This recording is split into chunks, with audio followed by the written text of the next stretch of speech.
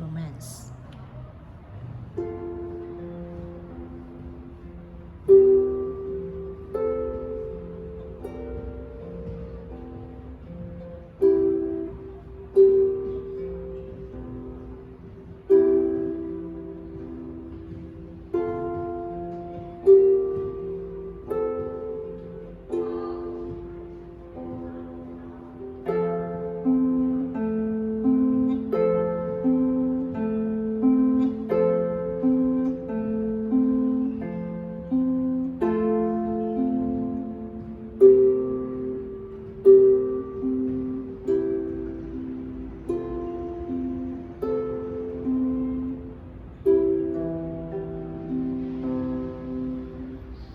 咁咧雙音啦，你見到咧右手係多雙音嘅，但係通常你嘅二手指會大力過一手指，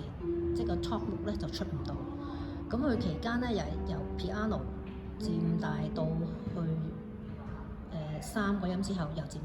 細翻。咁其實經歷咗咧已經一拍同埋兩拍嘅右手音啦，咁咧你要因住每個漸大漸細聲係橫跨幾多拍咧，你要去漸咯，就唔係一下見到漸細聲就即刻漸細聲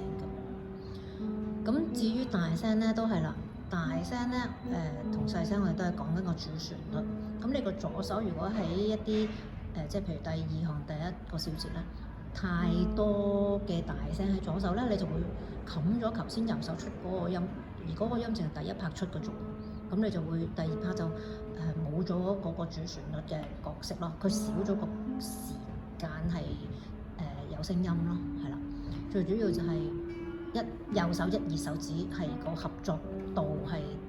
要音量、音質、音色都要